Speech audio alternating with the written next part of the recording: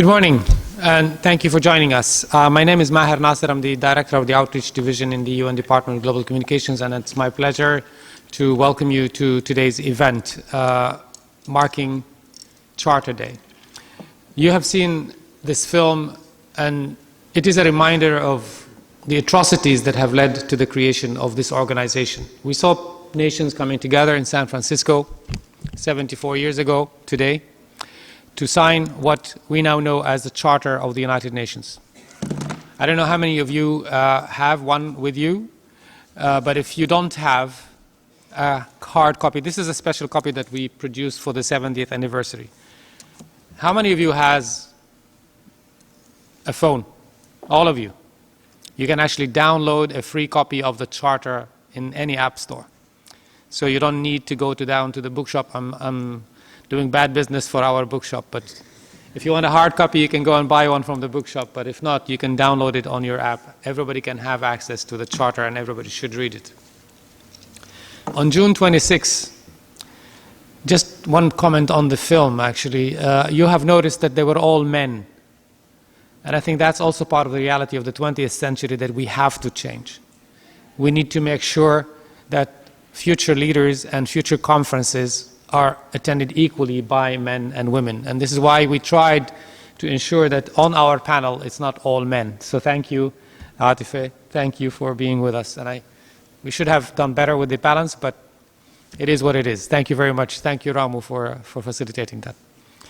On June 26, 1945, the founding members of the United Nations organization signed the Charter of the United Nations, which had emerged after 10 remarkably swift weeks of discussion and negotiations. Today marks the 74th anniversary of signing that charter.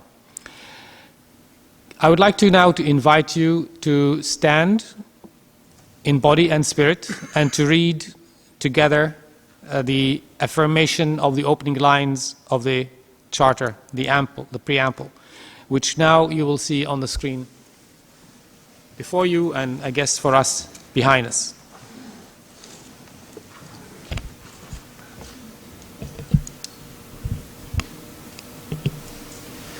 We, the peoples of the United Nations, determined to save succeeding generations from the scourge of war, which was in our lifetime brought suffering, and to reaffirm faith in fundamental human rights.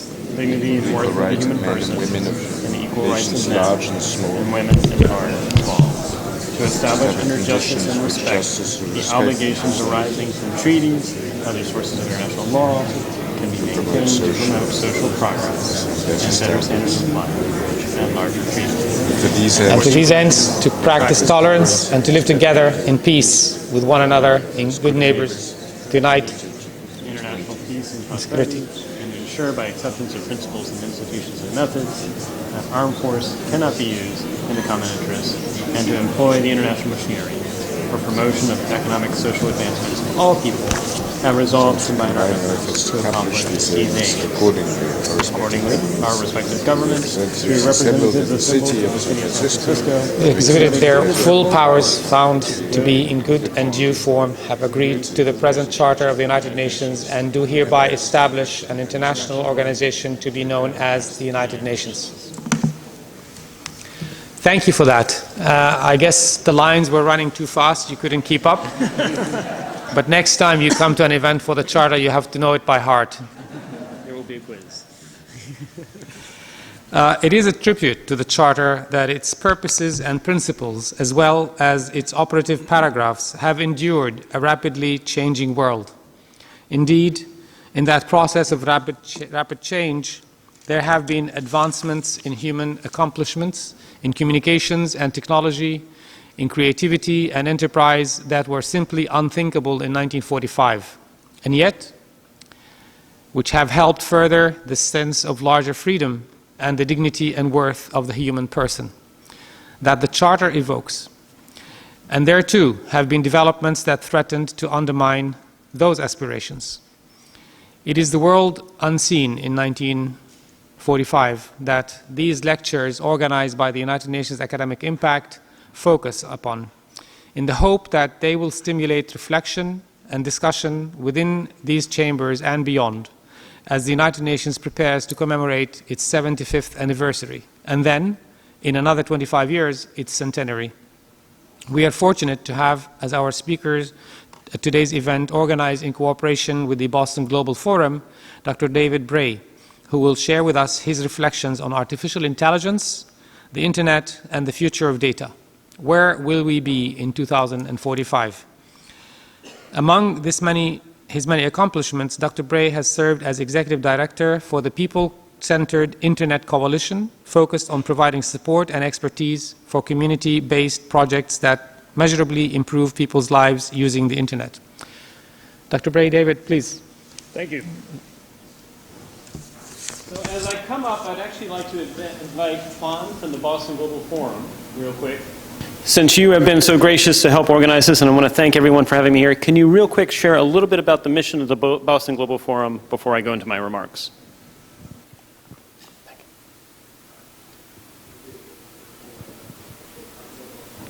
Here. Thank you so much for UN Academic Impact, our people here, and especially my dear friend Ramadan. Our event was inspired from his talk at Harvard last year at conference for G7 Summit initiative, and we have initiative that AI Society initiative, and we think about how to bring AI good for AI and for society, for the world better. And we are very, very proud and very honored. Today is UN Charter Day. We, together with UN Academic Impact, to organize a lecture. Also, did a very special lecture event, special event at Boston Global Forum, together with Academic Impact for that lecture, special lecture.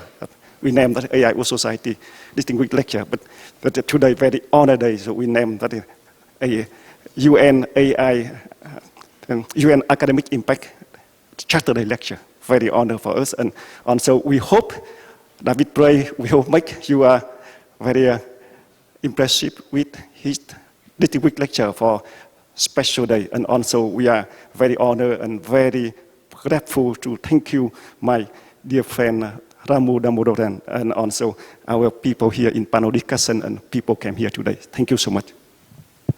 Thank you, Tuan.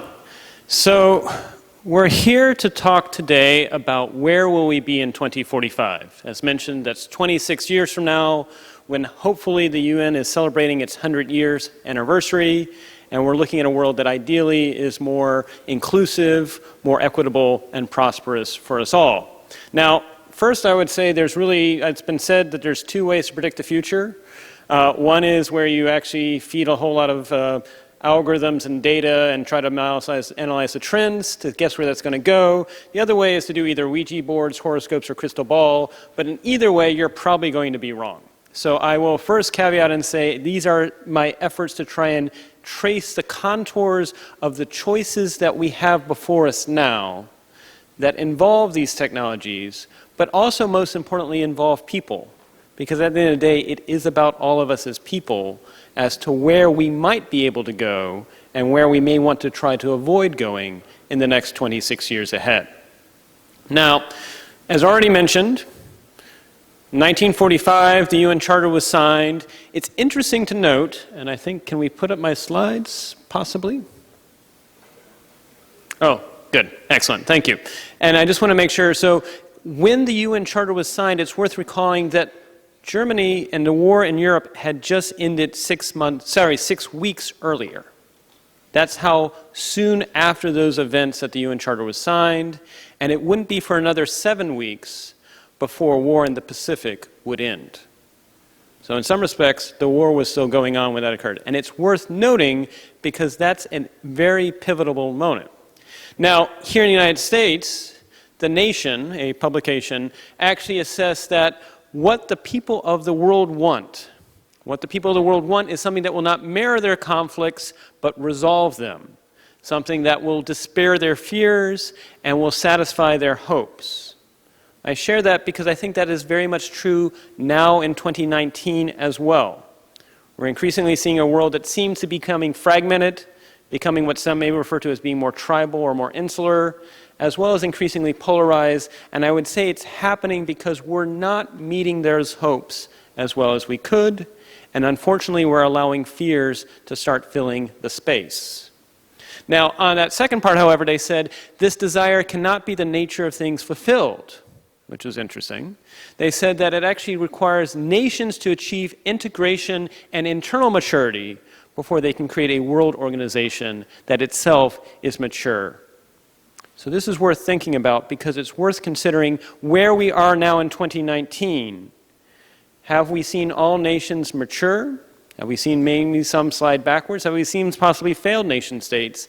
And is that then a challenge for the United Nations to bring together a world? Because until we address those national issues, we may have challenges addressing those international issues. Something to consider as we put forward going forward. Now, on the technology side, events happened since 1945. Starting in 1969, there was all of 6 nodes on what was called the ARPANET in the American Southwest. Fast forward to 1982, the United States is beginning to get connected with connections of this ARPANET, as well as the Pacific and Atlantic connections. 1993, Europe and the United States are getting heavily connected, as is the rest of the world, but this is still pre-World Wide Web. How many people remember what used to be called Archie or Gopher protocols? I'm glad we have some people in the room. For those of you who never used this, imagine trying to access the internet through a text-based interface. That was Archie and Gopher protocols. This was pre-World Wide Web. This was pre-Netscape Navigator. Fast forward to 2007, they gave up actually trying to draw borders of countries to map the connections that made up the internet. And by the time you fast forward to 2014, they gave up even trying to draw the internet connections on a geographical map. So this is another thing that's also happening that has been challenging the world we're going into, which is, where's a packet of information on the internet? Is this where it's sent from, received by? We've recently seen with GDPR, General Data Protection Regulation in Europe, that is an effort to apply rules involving data privacy and technology outside your geographical borders. It'll be interesting to see what happens, but that raises huge questions about the sovereignty of the nation state, as well as where we're going as a world ahead. Now, 2019, we are here now. In some respects, great news story. For most of the world, child mortality is at a near low. We've seen an increase in prosperity, but there still have been things unmet. And with everything we solved, there are, of course, new challenges to be resolved. First, globalization has not benefited everyone. Unfortunately, when the economics and the policymakers were coming together, what they didn't say is globalization does not happen all at once in terms of rising all boats at once. Especially if you're in countries with strong currencies, your country's more rural and manufacturing populations will have to wait until the currencies of other nations are equally lifted up for globalization to have a benefit. We're seeing this in the United States, we're seeing this in Europe. I was a Marshall Fellow last year to Europe, had a conversation with a head of a major bank in England who said, if there's anything we can learn from Brexit, we didn't ask enough of the rural populations before we went to the vote. The same thing might be said about what's happening in the United States as well. The heartland is saying, wait, we haven't even benefited from the computer revolution. Why should we sign up for a revolution that involves artificial intelligence or automation? And so then we're starting to see a fear of the unknown, fear of the strangers, a nostalgia, whether it's real or false, for an era in which these things were not present because they have not seen all the benefits lift them up. This is not just a Western phenomenon. We can also be seeing this in other parts of the world as well. But I raise this because if there's anyone to start having the conversation about the fact that globalization has not benefited everyone, it should be the United Nations. Second, the good news about the internet, anyone can print whatever they want. The bad news about the internet, anyone can print whatever they want. This has created challenges because print subscriptions have declined dramatically. By some estimates, more than 80 to 90% than what they were 15 years ago. At the same time, digital subscriptions haven't picked up to take up that loss in revenue.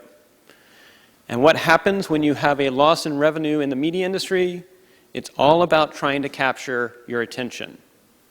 So the loss of subscription revenue is correlated to a return to sensationalism. And this is not new. We had this happen in the United States in the 1890s. You may have remembered a phrase, remember the Maine. Unfortunately, that did not have good results as to where that went. But I raise that because we act as if this is some new phenomenon and we're not sure where it came from, when in fact, unfortunately, it is a consequence of we're no longer paying for subscriptions to our news, therefore it's become an advertising model, and thus it's become what can get you to pay attention and share your story with others. Any guesses as to the number one way to make something go viral on the internet? Any guesses? Make it angry. Second way to make something go viral on the internet, make it fearful. Now, you don't want to make everybody angry or fearful, because if you make everybody angry or fearful, it quickly dies out. Everybody agrees and they move on. What you really want to do is make it so that one group is angry, and the other group is angry in response to that group, and it cross-pollinates back and forth. So we are seeing a product of where the technology is incentivizing the wrong behaviors, which is the delivery of news that makes you angry or fearful will result in more ad revenue, and thus don't be surprised if that's what's delivered to you.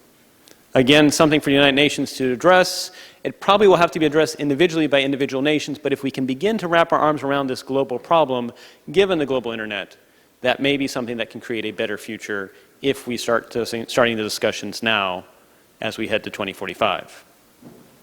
Lastly, technology has super-empowered individuals. As already mentioned, almost all of us have a smartphone. Does anyone not have a smartphone and wants to say they don't have a smartphone? Just curious.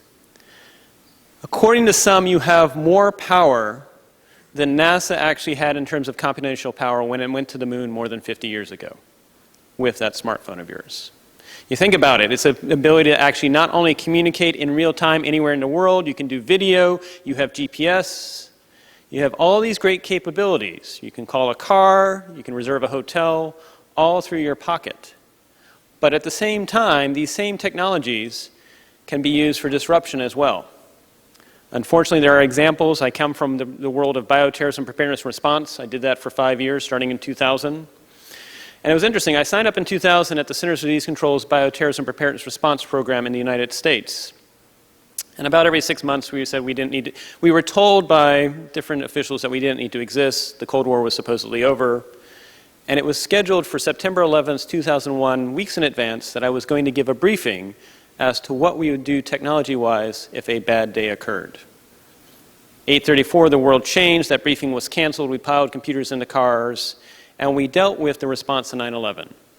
Didn't sleep for 3 weeks, stood down on October 1st. October 3rd, I ended up giving that briefing as to what we would do if a bioterrorism event happened, and unfortunately, 24 hours later, the first case of anthrax showed up in the United States. Technology, for good and for bad, is allowing people to do things that were only possible by nation states 40 or 50 years ago. That includes areas of what technology in the cyber realm allows you to do, technology in the bio realm, which could easily be a conversation for another day. We have to face the reality that we are super empowering people to do both good and bad. And we have to recognize, how do you live in a world in which that's possible? According to both the UK Health Authority as well as the National Institutes for Health in the United States, between 1% to 2% of people in the world are psychopaths, meaning they do not have the same emotional response to hurting another human being that most of us would have. Now, fortunately, I would say the people present in this room are a non-random distribution, so I don't think we need to be too worried. But if that's the case, where we're 7.6 billion people on the planet, that does mean we're going to face a world of between 80 to 160 million people that will not have the same emotional response to hurting other human beings. You mentioned the atrocities that we saw in the 1940s and why the UN was created. Now again, it's not to say that that's necessarily all bad. You don't want your surgeon to break down in emotional distress during their surgery with you. But it's recognizing that if we're super empowering people, we've got to recognize that not all humans have the same empathy towards their fellow human beings. And what can we do as a world together to possibly address that and possibly increase empathy around the world? So, We're seeing tensions. I'm first going to address open societies and then briefly closed societies, but we're seeing tensions emerge in open societies related to the ripple effects of technologies. And these ripple effects are creating disagreements over how we deal with corporations and firms, how we deal with trade, and how we deal with immigration. The first one is we're seeing tensions where some groups want global libertarianism. They basically do not want to have governments around the world play a heavy role. This is nonpartisan. This actually splits across different partisan divides. But there is an increasing movement that doesn't want people to have government regulation of the internet, does not want to have government regulation of monetary policy. Just a few days ago, Facebook announced, of course, its own currency. That's another example of this trend. Second, progressive localism. There are some that say, forget about the nation state. It's all about the local community, whether you do it at the city level or the community level. That nations really are just middlemen or middle individuals that add no value between the global activities and the local activities of my community.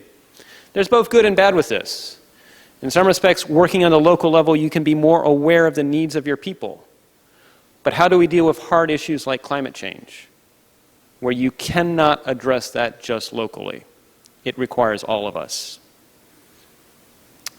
There's national protectionism. Unfortunately, this is on the rise in Europe, in the United States, and other places around the world, where there's a desire to return back to building, whether you call them walls, fences, and invoke them both physically as well as economically, and result in tensions that say revert back to building higher walls and borders. This may be a response to the fourth trend, which was global neoliberalism, which has probably been the prevalent paradigm that most of the world has been following for the last 25 years. The belief that if you open up markets, you reduce barriers to trade, you have an inclusive, competitive world society, that would lift everybody up. But as already mentioned, unfortunately, globalization has not met those ideals yet. There are parts of the world, countries around the world, that are not feeling like free trade has benefited them. There are people seeing their way of life be eroded, partly through opening up of markets, but also partly because as technology advances with automation, with AI and robotics, those jobs no longer require 10,000 people to do the work. Instead, it only requires 50 people to do the same work. And then finally, national developmentalism. This is the idea that nations, instead of going in the direction of having an open attitude to trade and economics, should actually invest in their own people. But of course, that raises a big question, which is, if that's the case, how do we make sure nations think both about their own people, but also about the world as a whole? That we do not devolve into an us versus them. There have been some very classic experiments done in experimental economics where they take people that have worked together for 10 to 15 years, bring them into a room, and they randomly assign them beads based on color, blue versus red. They have them go into a different room for 20 minutes just to talk and socialize, blue on one side, red on the other. Then they come back and they say, we're going to give everybody in this room $20. You can keep the $20, you can bet a part of it, or you can bet it all. But whichever team bets the most will double their money. The other team gets nothing, and if there's a tie, nobody gets anything. What do you think happens? Here are groups that have worked together for 10 to 15 years. They convince themselves they're going to be more aggressive, more risk-taking than the other team, that the other team's going to wimp out, and of course they both bet it all, and nobody gets anything. We humans, as a result of our biology, for whatever reason, quickly identify affinity solely on the basis of bead color. That also happens with nations. That also happens with other ideologies. And we convince ourselves we must know more than the other side. This is a challenge we face because I would submit what we are facing as a world, as a United Nations, are the limits of human nature. And it took an event, unfortunately, like World War II, to bring us all together at that point in time. Of course, those in the room, we all know there are 30 human rights. The celebration of human rights happened 70 years ago, December of 1949, December 6th, actually. But ask the question, if we were trying to come together now as a world to agree on the same 30 human rights, do you think any of us would ever get it past our own national legislatures or executive branch? Do you think we would even be able to have a conversation and reach agreement here in the United Nations? So we think that we somehow have progressed since 1945, but I would say what's happening is we've forgotten how bad things can get. That losing that memory of World War II and what happened there is causing us to have this idea that maybe we don't need these protections, maybe we don't need to come together and put aside our own self-interest, and we can go it alone. So, closed societies, there are also tensions. And I'm going to briefly highlight 3 of them as well. Closed societies are facing the need for taller walled gardens. As the world has, as a result, over the last 25 years, through globalization, become more connected, through the internet, and through increasing data transparency, this challenges closed societies, and their response is to build higher and taller walled gardens. There's also a tension to try and actually have increased stability controls, use of algorithms, use of biometrics, use of data to monitor everyone in their population and to assign them scores, to actually track them and rank them. And unfortunately, this is a source of control because, of course, whoever sets the metrics sets the rewards and sets the disincentives. And then finally, some of them have said, maybe we actually need a completely new world order. So on one hand, as already mentioned, what was agreed upon in 1945 was not all-inclusive. We missed out on an entire half of the human population and should have addressed that by including women as well as men in the conversation. But on top of that, the people that were there, that still wasn't everybody. It was not as inclusive as a conversation it could be. But again, going back to the challenge, which is seeking a new order could be both good, but if only a few get to set it, it might be even worse. So I raise that because you are seeing those that are not happy with the post-World War II order, and unfortunately that does include the United Nations here as well, and are seeking to disrupt it through other means. So, what's happening on the technology side that are exacerbating these tensions? Well, 2013 was a year we made history and we probably didn't even notice it. There was about 7.1 human beings on the planet and about 7.1 billion network devices on the planet as well. Not all of them connected to the internet, and obviously not all equitably distributed across the world, but the same number of network devices as there were humans. Any guesses as to how many network devices were on the planet just 2 years later in 2015? 14 billion. We doubled in just 2 years the number of network devices. Fortunately, we're not doing that with human populations. That would be problematic. But I raise that because that's not linear change, that is exponential change. We're now anywhere between 30 and 35 billion, and it's only going to continue that curve up. In terms of data, there's about 4 billion terabytes of data. To give you in perspective, there's some that say that the text holdings, just the text holdings, not everything else, but the text holdings of the US Library of Congress is about 10 terabytes. So I'm talking about 400 million versions of the text holdings of our Library of Congress in the United States. Now, not all of that's data worth viewing. Some of it's a lot of cat videos online as well. But it raises interesting questions about how are we going to make sense of all that data. Fast forward to 2025, less than 6 years into the future. Anywhere between 75 billion on up, some of the more aggressive estimates say 100 billion, 300 billion network devices on the face of the planet, relative to 8 billion human beings.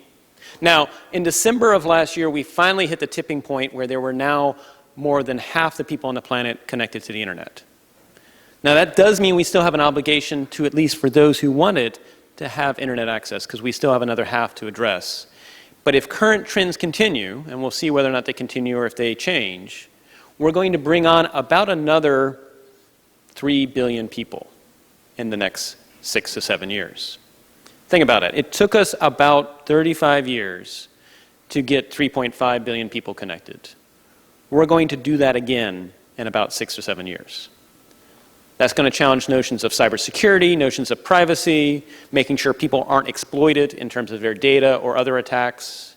We're already seeing an increase in ransomware targeting hospitals, local municipalities. There are going to be ripple effects that are going to be affected.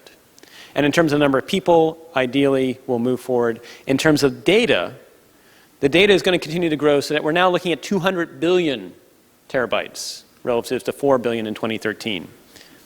How many people go past the third or fourth pages of the search results? If you don't, you're probably missing out on things that are useful. I'm glad some people do. But it does raise the question that search by keyword will probably no longer work. And actually, just like how we think it's quaint that some people still have phones that have cords, probably our children are going to say, wait, you actually went to the machine and typed in what you were looking for? Because what they're going to be used to, especially by 2045, is a machine that's aware of the task you're doing. And it says to you, I see you're trying to do this task. Would it be useful if I provided this information to you? And you say yes or no. And while that sounds great, that also means the machine knows what you're doing.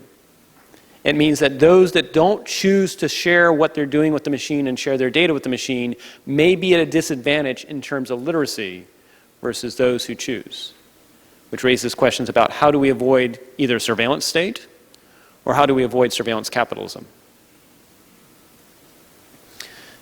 Just to give you another sense of the size of change that we are facing, Internet Protocol version 4. It's how we actually address several things over the last 20, 30 years on the internet. It's the 4 digits. We ran out of those numbers about 2 years ago. But there was about 4.3 billion addresses that we used, whether it was for web servers, FTP servers, anything on the internet. We ran out of those addresses 2 years ago, but that was the internet you knew. We're now moving to Internet Protocol version 6, which instead of having 2 to the 32 has 2 to the 128th in terms of the number of numbers and addresses. But what is the corresponding size object? If the internet you knew, if you put those 4.3 billion numbers in a beach ball, what is the corresponding size object for the internet you will know? Any guesses? I heard moon. What if I told you the size of our sun? This is unprecedented human change. Probably the only time we've had anything near this was when they actually started doing printed books. And so I actually was thinking about when I got over to say, imagine trying to actually be asked to give a keynote as to how books will impact society. It's sort of the same idea, which is it's going to have a whole lot of changes. And any guesses as to how long after books were started, the printing press was created, the idea of the Treaty of Westphalia, the notion of organizing by geographical borders, how long afterwards did that occur? It took 200 years. But I raise that because this will probably create new ways of organizing that may or may not be based on geography, may or may not be based on physical borders. And the question is that going to be better or is it going to be worse? Are we going to see a return to neo-feudalism? That may sound a little outrageous, but look at social media where you have the people with the 1 million followers, those are the lords and ladies. You have the people with the 10,000 followers, those are the vassals, and the rest of us are serfs. There's also been talk about universal basic income. That may also be a way that actually sort of is a return to communism of some form, if that occurs as well. New ways of organizing will probably present themselves, whether they be ideological, whether they be network-based, whether they be tied to corporations. And that may be part of the frustration we're facing right now, is it's no longer just about nations. Laws, technologies, and narratives all shape how we distribute power. The laws you pass, the narratives you use, and now increasing with AI and other technologies like the internet, like advanced data and analytics, challenge how we distribute power, and that's creating tensions as well. And I would submit that we are missing right now a positive narrative of the future. We used to do world fairs. We still have them to a degree, but they're no longer the attraction of a visceral, tangible experience that people can go to where they see themselves in the future. And even if it's wrong, I mean, I'm supposed to be in a space station by now, right? But it's about trying to give a hopeful narrative that is inclusive for everybody. And so maybe that's something the United Nations could do, is reinvigorate visceral, tangible experiences that are hopeful as we shape forward. Because in the absence of those narratives, don't be surprised if dystopian narratives fill the void.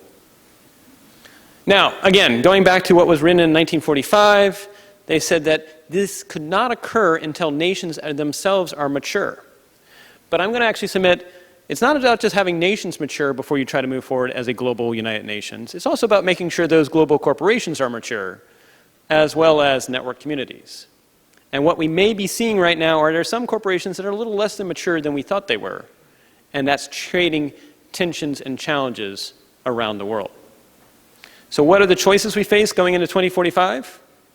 First, Will technology continue to erode social cohesion? Going back to the ideal of libertarianism, I would submit at least fiat currencies require you to work together.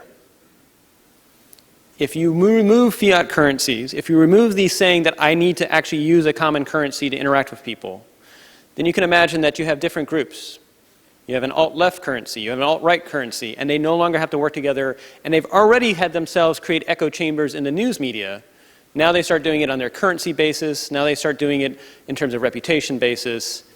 And lest this sound far-fetched, I already have had in the last year 2 conversations in Eastern Europe, won't name the countries, where there have been multiple times where there have been different partisan groups present that said, we're only having this conversation because you're here. When you leave, we will go back and we will not interact anymore. So we already have cases where technology has allowed different ideologies to become so extreme that they now see each other as adversaries or enemies, but they're attempting to coexist in the same physical space. And again, going back to the lessons of what happened in the 1940s, we know what happens when those tensions get too high, and it's not a good thing. Can we find a way in which humans can act locally and AI can help us think globally? I would submit for most of us, we can't think globally. Again, this is a non-random group of people in the room, but for most of human evolution, you ran into 80 people in your entire lifespan, and those were immediate family members for the most part. If you ask people to envision more than 150 faces in their mind, they probably can't do that. Cognitively, we are not designed to be aware of a world that is globally connected as the world we're faced.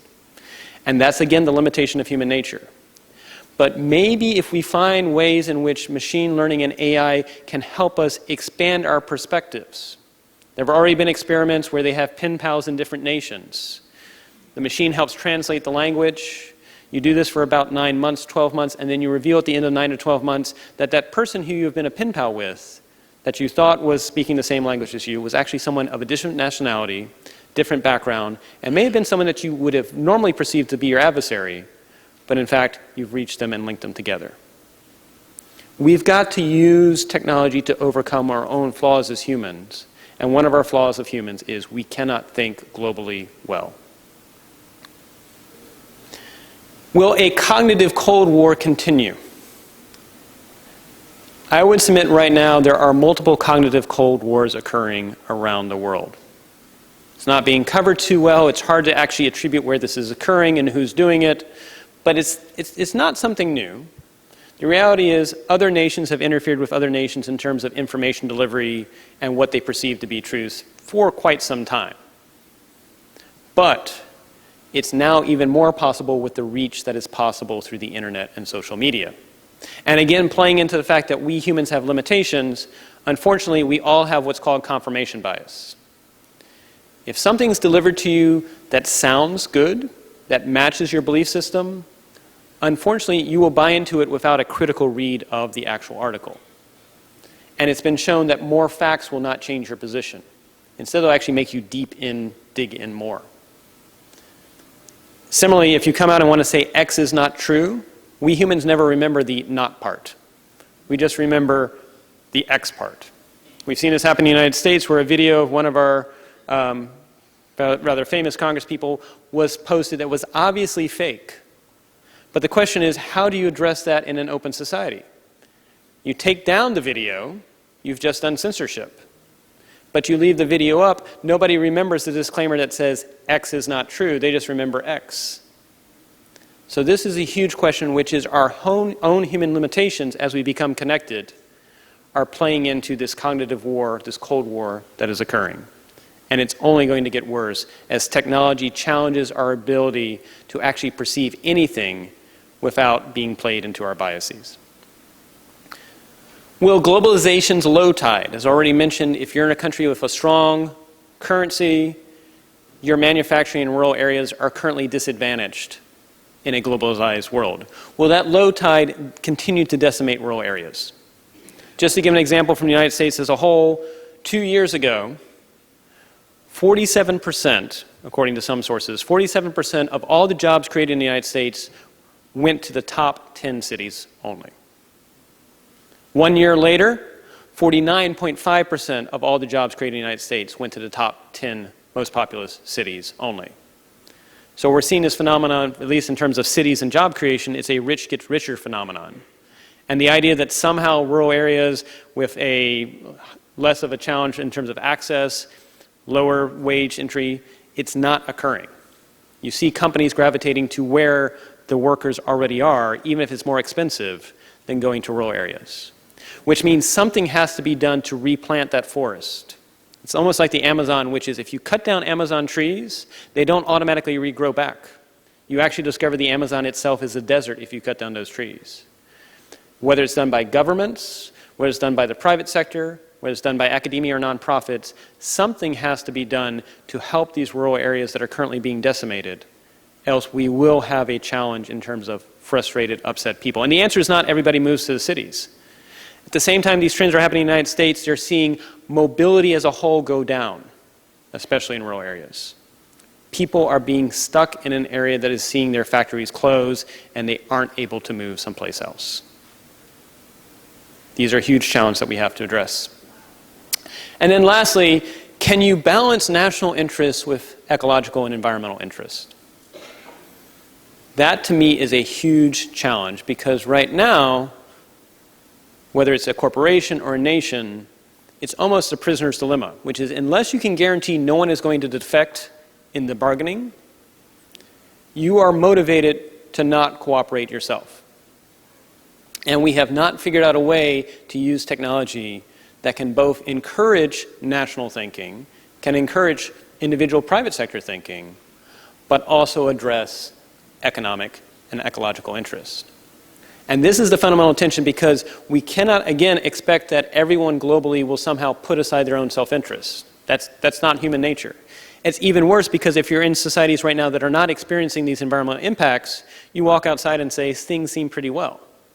So maybe the technology can make more visible to others what's already happening, make it more aware and more proximate to us, because if we don't see it on a regular basis, we may not feel the compelling need to change our behaviors. So, what are actions we can take now beyond what I discussed? Well, first, we need to demonstrate how people can have greater decision rights over their data. I'm not talking ownership, because if you talk to any data scientist, the word ownership of data gets very murky very fast. It's not clear if you're curating it, if you're holding it for somebody, if you're creating it. But I am saying that we each need to have greater autonomy about what's done with our data, and the answer is not, here's a 30 or 40 page in-user agreement, do you accept or not? How many people read the 30 or 40 page terms and conditions? I'm glad some people do, but I would submit most of us don't. We need to push for a much more accessible and understandable way that everybody can have a better sense. And then try to figure out, do you have a right to some of the value that's produced using your data? At least in the United States, there are some estimates that say more than $30 billion of value is created off the exchange of healthcare data. Unfortunately, none of that goes to the individual patient that actually produced the data. So there's a market that is created, but it's not benefiting the individuals that are actually the sources of it, much less did they actually opt into doing it. Because there's a belief that if you chop off the personal identifiable information, it can be sold without their knowledge. But all of us that are in data science know if you get enough data, even if it's supposedly anonymized, you can actually identify where it came from. So do you have a right to the value created in your data? Do you have a right to correct your data? How do you know if certain corporations that have collected data on you is correct, or if they reach the right correlations? I was flattered, but I was once told by a social media site that apparently I identified most with the lost generation. And if that's the case, then I've been taking some really good beauty creams. But again, do you have the ability to actually correct that data if they reach spurious correlations? And then finally, do you have the right to opt in or out of using that data to inform algorithms and AI? Or is this done without your knowledge? And I raise that because it's not just about opting out, especially for minority populations. We've already seen cases in the United States and Europe and abroad where minorities, whether you be African American or others, the machine cannot identify your face because unfortunately algorithm data sets were not representative enough. But it gets even worse because if you're not providing your data, you may actually disappear as a history of your group. And I'm thinking of Native Americans in Canada, the First Tribes. These are groups that unfortunately are not having their history and their identity and their language incorporated in the training of what's being done on even just the basic right now machine learning. And if we're not careful, it could decimate and actually within a generation have forgotten that they existed. These are issues that we need to address in the United Nations. And it's not about shaming the companies doing it. The reality is they're charting a new brave world and they don't have a textbook. It's about addressing how we can make sure people are advocating for them, and it's them themselves ideally advocating, to be present at the table and to have a choice as to what they want to do and not be exploited. 2, can we demonstrate that AI can make public health and healthcare in general more affordable? Now, I picked healthcare and public health partly because I come from that background, having done bioterrorism, but it could be almost any field. But I raise that because this is something that affects us all and affects our lives. And I think that would help overcome some of the misperceptions about what AI is, because the AI is not the Terminator, it's not Skynet. But right now, most people's information as to what AI is, it's from popular press and Hollywood.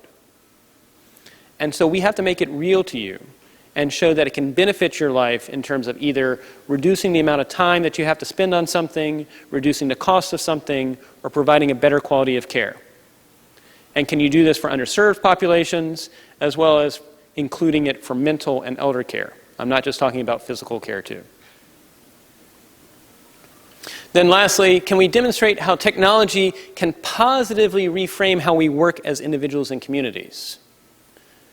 I think if history is going to look back, it'll say we spent the last 30 years leading up to 2019 creating technology that was great for corporations and great for some people, but we completely missed the neighborhood and the community part. And we're surprised where now people feel more lonely than ever. We're surprised that people are more polarized than ever.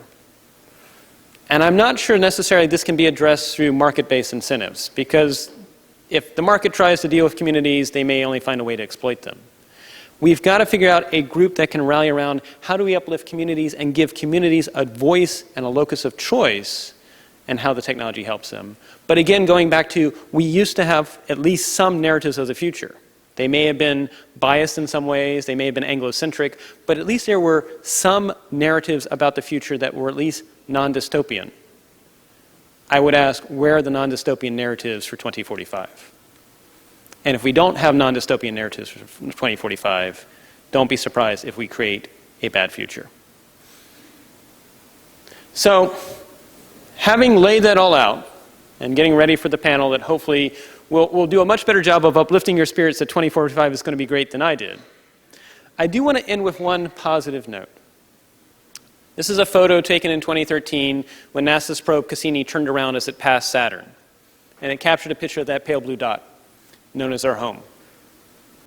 Carl Sagan said in 1994, look again at that dot. That's here. That's home. That's us. On it, everyone you love, everyone you know, every human being you ever heard of, every human being who ever was, lived out their lives. To me, it underscores our responsibility to deal more kindly with one another and to preserve and cherish the pale blue dot, the only home we've ever known.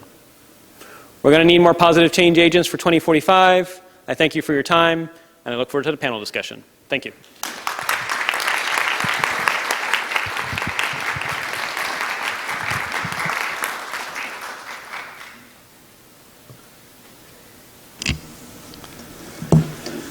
Thank you, David. I wish this room was also filled with ambassadors and representatives of member states.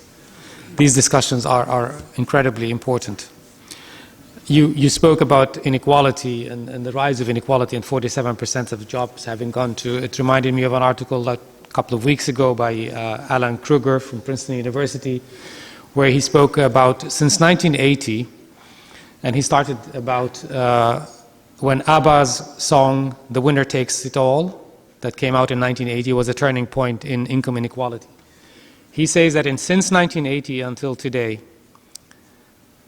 more than 100% of income and growth has gone to the top 10% in the United States, and 2/3 of that went to the top 1%, and the remaining 90% actually saw their income shrink. Your reference to attention and the fact that digital and how they try to get your attention is, again, Tim Wu's book, Attention Merchants, where he talks about the first newspaper in New York more than 100 years ago that tried to gain subscriptions by selling advertising, and therefore it needed to be sensationalist, and that's where we see today anything to grab your attention. Global libertarianism. Still, I think it is happening. Stephen Walt's recent article in the Foreign Relations, "You can't defeat nationalism, so stop trying," is a reminder that he had written a few years back that nationalism is the world's strongest power and probably most dangerous one. Yet, we see today that a recent poll published by the Better World campaign, which works part of the UN Foundation, that and it's a recent poll that a majority of Americans still support for the United Nations. Actually, it's the highest percentage in the last 10 years, 68% across party lines. Maybe more in one party than the other, but still 68% think that the support and presence of the United States in the United Nations is very important.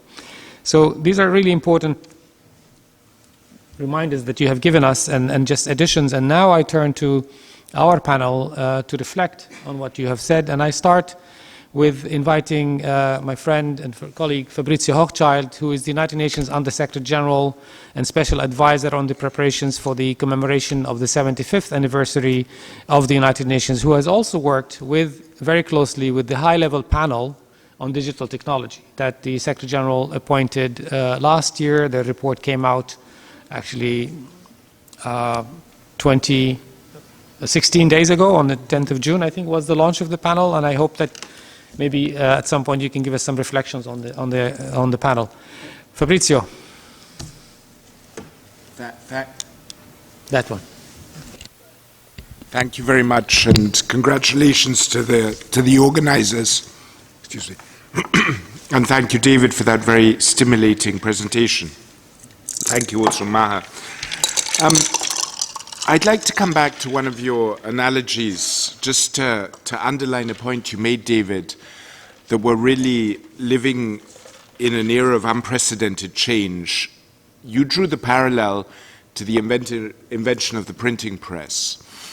But in fact, between the invention of the printing press and for the printing press actually to have an impact, or a direct impact at least, on half of mankind, took 500 years, because the printing press was invented in 1450 or thereabouts, and it was only 500 years later, in 1950, that humanity reached the threshold where about half of people could read. And until that point, it was an influential, of course, minority who really benefited from the printing press. So the process of being connected to the printed word took humanity 500 years through the printing press. In the case of the spread of internet, it took just 25 years between the first use and half of humanity being connected. So we're seeing change at an exponential rate.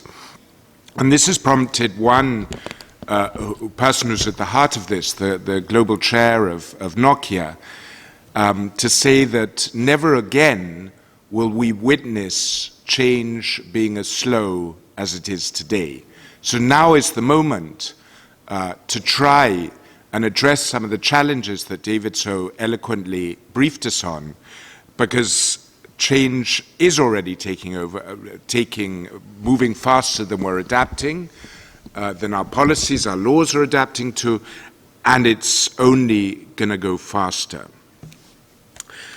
In terms of the sort of impact on this in generating insecurity and uncertainty, I think there are many other developments that compound it. New technology is a very important aspect, but we also have climate change that is moving us into a completely unknown territory. We have a resurgence of conflict, and we have conflict protracted again, something that has existed throughout most of human history, but after the founding of the United Nations, showed a marked downturn, but since over the past 10 years, it has shown an important rise again. And it's shown an important rise not least because of the resurgence of geopolitics and geopolitical rivalry, much of which is fueled by and taking on an aspect linked very much to new technology. The AI wars are the new fault line of the Cold War between China and the US. And then the rise of inequality, which David alluded to, but which is a global problem. I mean, the world has made very important steps forward in eradicating poverty, but in many countries, including the one hosting us, inequality has got worse. Inequality within certain countries has got worse, and inequality between countries has got worse. And I think one of the big questions I would add to the questions that David put is, what is new technology, AI, digital technology, going to do for inequality? Will it reduce it? Will it increase it? That was one of the most hotly debated topics by the high-level panel that Mahan mentioned, and there were very divided views. Of course, those on the panel who were entrepreneurs tended to take for granted that ultimately it would reduce inequality, it would create more jobs. But the hard-nosed economists on the panel said, to the extent we have data, and we don't have that much data, but to the extent we have data, it's actually, for the moment, creating more inequality than it's reducing. And of course, it's not just how it impacts on existing forms of inequality, but it in itself represents a new face of inequality. When you have the sort of empowerment that David mentioned that is given by the handheld device that everybody in this room has, you also have the disempowerment of those who don't have it. So there's a new divide between the haves and the have-not that has a digital face. And many make the point that it's going to take it may take much longer to get those online who are not online today than it took to get the first half of humanity online, just because there are all sorts of added factors excluding them that the first lot did not were not part of. So I think, altogether, we're living in a situation of great uncertainty. Sitting up here, the Secretary General in the launch of the high-level panel made the point that his grandfather, who was in his 70s in the 1950s, probably had a rough idea how the Secretary General's life would look like when the Secretary General was 70, i.e. that's now. And the Secretary General made the point that he really had no idea what his grandchildren's life and world would look like 70 years from now when they're in their 70s. And I think that's true. I think for most of us, we're much closer to the generation of our fathers, of our grandfathers, and possibly even our great-grandfathers than we are to knowing what the world will look like for our kids or our grandkids. So we are at some sort of tipping point with a lot of uncertainty. And of course, we tend to populate what we don't know with the darkness, with monsters. So, the views are often rather dystopian and full of fear. But of course, there will be many positive things too. I think that the main lesson we draw from this is that we really need to even if we can't know the future, we need to get a better grip on some of the current trends. And I think some of the key questions David put out there around data management, around impact on local versus global, are questions for us now. And we need a global steer.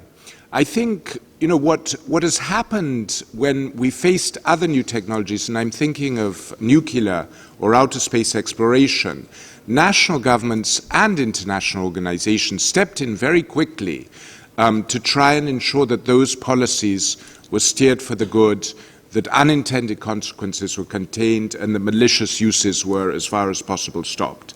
And that happened with the splitting of the atom very quickly. It happened with outer space very quickly. In both cases, the UN played a key role. I think because of the pace, and because these new technologies are really, governments are in catch-up mode.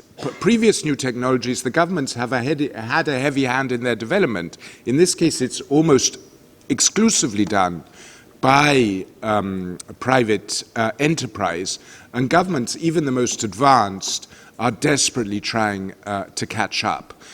But the difficulty of it should not steer us away from the need to urgently get a better steer on this if we are to manage the consequences, to really maximize the benefits, and new technology brings many benefits, but also curtail the unintended consequences that are getting more and more apparent. Some of the digital platforms did not know when they proudly entered Myanmar that doing so would greatly increase inter-ethnic violence and inter-ethnic deaths, and too late started drawing lessons on how to avoid that. So dealing with those unintended consequences and containing malicious use. And I think that was also the impetus behind the Secretary General's high-level panel. I mean, much has to be done at the domestic level, and many countries are doing a lot. Much has to be done at the regional level, and Europe in particular has done a great deal. But given the nature of these technologies, which by their definition are cross borders with ease, that's why the borders disappear on the maps David showed. Borders don't really, are not recognized by these technologies. And certain countries can, with huge costs, try and introduce sort of digital firewalls, but that's not an option for most countries. So we need international cooperation to steer this technology for good, to contain the bad. And that was the impetus behind the high-level panel report that Maha mentioned. And there are a number of suggestions about how to do that in the digital age. What worked in the nuclear age is not adapted to the digital age. We can't spend 15 years negotiating an international convention, because by the time it's concluded, it will be out of date. So we also need, we can't have mechanisms that are exclusively state-led. Companies have to be brought in. Civil society has to be brought in. So we also need new forms of governance for the digital age that are faster, more nimble, more inclusive. And there are a number of suggestions in the high-level panel about how to go about that.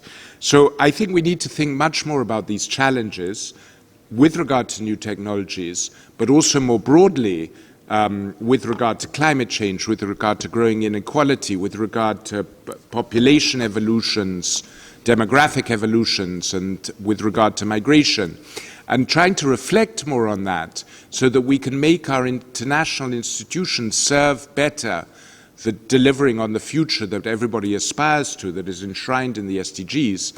The Secretary General wants to really have a debate around those questions next year that he's asked me to lead, together with the Department of Global Communications and that the Maha represents. So we will be trying to have that debate next year, and we very much hope that you'll all participate in that.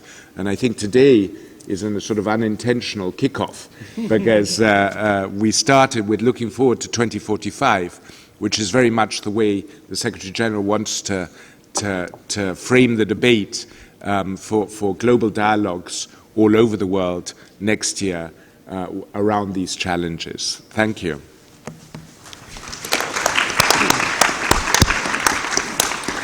Thank you, Fabrizio. And I think maybe just one thing I wanted to recall as I heard both of you is we do live in a changing world, and the world would continue to change, and maybe, as you said, at a faster pace. I'd like to just reminded of something Boutros Boutros-Ghali, Secretary General in the early 90s, said in one of his first speeches to the Security Council. I can't remember exactly the full quote, but it's along the lines of, we live in difficult and changing times, and only one power remains that can impose order on incipient chaos, and that is the power of principle transcending changing perceptions of expediency. And I think That is what is probably constant. The principles cannot change, no matter what and where we go. If you stick to the principles, and I think what are the principles that we stick of? These are principles of the Charter and the principles of the Universal Declaration of Human Rights.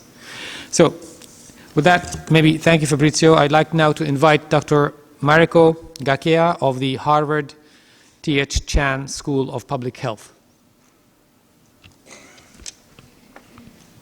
Good afternoon, everyone. Thank you very much for your introduction. And first of all, and then most of all, I'd like to congratulate Ranu and then Denise and then other executives at the UN and people who are convening here today. You had many other options to be in somewhere in New York in the beautiful weather, and the sunshine was just, giving us so much energy and brightness. But you have chosen today to convene and then be here, this very important day of Charter Day. And I'd like to also salute Tuan, your leadership to bring Ramu together to organize this very important forum. And Boston Global Forum has been amazingly innovative to bring the notion of how we can construct AI global ethical standard. That is something that I hope you can all convene to see the development and be part of this very important initiative.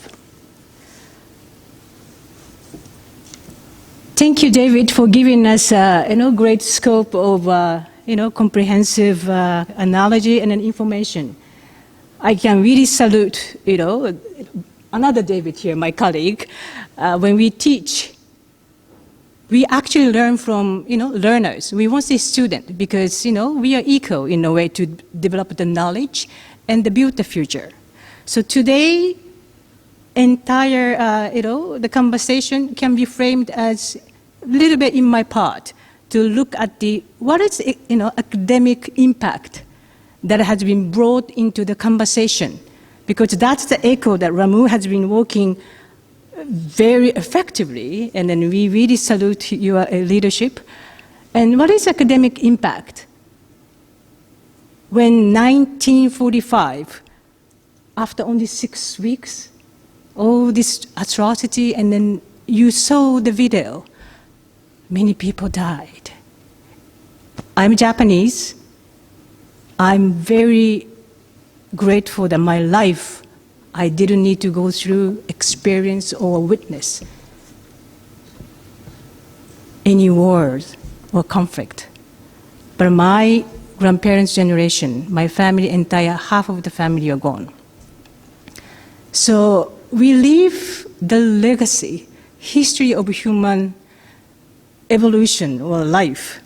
And you come here today and being academic, I can't just simply underestimate the power of knowledge, who owns the value of knowledge, who crafted knowledge to give enticing power to make a decision and a judgment to the society. You heard the David explain about evolution of internet, and an entire human life we witnessed amazing rate of revolution, evolution of all aspects of economic development to societal mobility to education to other aspects. But when the first idea of AI was introduced, it was 1956. As an amazing way to reconstruct our world, nation, noted as a scientific discovery. But now, when you look at all the literature or all information in the newspaper, it's contested as economic, social debate or subject. So you see that how long it took us to come to this stage. That how are we really framing AI's role and the future perspective into our life? My core disciplinary area is in social policy and then also in OB area, organizational behaviors, learning sciences. I'm basically very interested in how we can help individuals to thrive in this very complex world that we live in. So every day I get up and talk to my learner, the student, my colleague, and my family to think about how their emotional stages are and what they aspire to live. What is the worth living? What is worth teaching? So, in the narrative that David has described, he has given very important, yes, there are more pessimistic or a little bit, the negative side perhaps that we may encounter. But other coin is there is a very, prosperous and then the positive development. If we all come together to build it and be part of entire development. So, there are many areas. I wish this lecture can go on with David for 1 or 2 more days, because we usually have, 2 to 3 days. And last week, kickoff at Harvard, which I was proud of, and I'm still proud of, 10,000 young students who are in high school to pre-college, mainly, and then in the college kids. They entered the summer school in Boston at Harvard with lots of, wisdom and then expectation and an aspiration for their life to build and make sure that they wanted to be part of this change. So, entire my framing and then also the construction of my comment is really built on positive psychology and then my background of the learning sciences and then the social, the cohesion and then that area of contribution that I hope we can build to further develop academic impact and then compact into building the future action that SDG needs to really, apply and then succeed in our humanity to thrive. Just being, as a teacher and then also a convener for many other, lectures and meetings, it's very critical that, in academia at the moment, and then what is the role of higher education? Because you heard what David mentioned about there is a very complex and very complicated information and then the knowledge that you have to go through to get that. But where is the platform now? When you look at the history in the early 20th century, we are talking about 1915-ish. In the US, let me give you just a brief map of what was like your grandparents or your parents' generation. Only 20% of people are enrolled in the high school. High school. Most of the people are up to middle school. That was the fact. And then it took only 30 years to get the massive public education at the high school level. We reached that level after 30 years. So we are talking about, the 80s. Do you know that statistic? 70 to 80% of people entered. So, that's just a very brief snapshot about how education, the first generation of innovation that happened to educate this population, and then brought economic prosperity into the massive, supply chain and the manufacture and the different, industrial revolution. And then, my generation and, around that generation was very fortunate to get the benefit of a higher education. World get very, much faster rate of progress, and then the work itself, the skills and the competency and the knowledge has also advanced. So in the domain of knowledge and the cognitive, cerebral, development, we needed to have a different platform of learning. But we were able to really learn, and now, a younger generation have an amazing tools, technology, really transformed your knowledge that you can, learn not only going to school, but you can learn anywhere with the, apps and other stuff. I remember when I was doing my PhD, a few decades ago, we are going through all the catalog to really only choose one book. Took us like several days to find the accurate book. But you have a very different, the tools that, at your disposal. So, when I think about this knowledge development and knowledge creation, disbursement, it's so critical that we really need to make sure that every action, especially those who are in computer science or who are doing algorithm development, perhaps in California or in the Boston area, and I have some students who have been really into the dive for algorithm development and analytics and so on. But we need to bring a different type of people who develop and design, which are really human-centered, meaning that all these apps are mainly developed by really typical white and young, really focused population. But this aggregation of data, it will really lead our life. But David said that there is a really skewed population that maybe will be mainstream if we don't include different population, minorities, a disadvantaged group of people. How does this mainstream of data will look like? We will continue to really manifest the platform that won't serve for the real needs of people. If we don't take care of each other, we live in the one planet. When you think about the health issues, I also work in the health issues, it's very critical. If we don't take care of each other, different pandemic, different disease, it may happen. We mobilize, we really are mobile, 21st century. We move around, and in a week we go to Geneva, we go to the Paris, all over the world.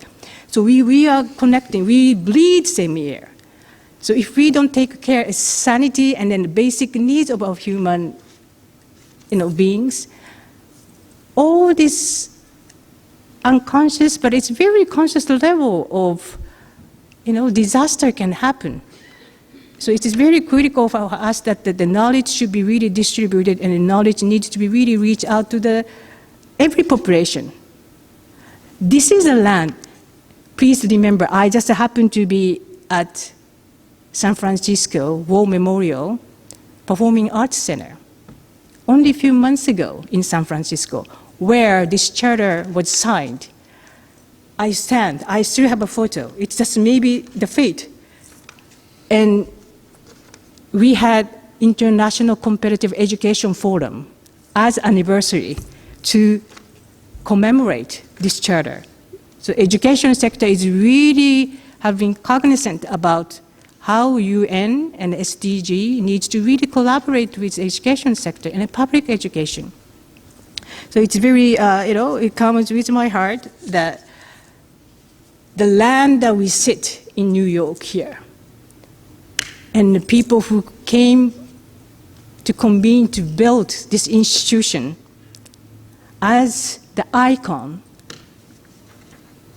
for the freedom. This was the land of freedom. And now we have to take this place after 75 years as home of strong courage and in unity, that everybody, working in different, area, but we should come together.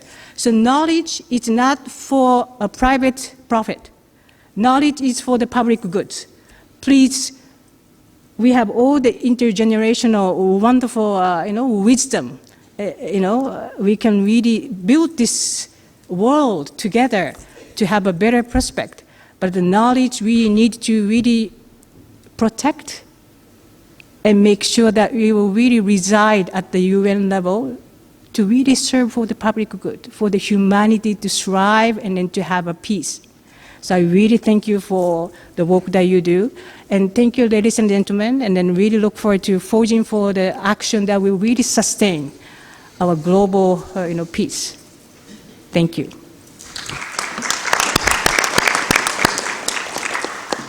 Thank you, Mariko. You spoke about what is living, and I saw an episode of a new series yesterday, and in it there was reference to transhuman, where humans download their knowledge on a digital, and I thought it was still science fiction, but there was an item on BBC today, and the news talks about transhumans.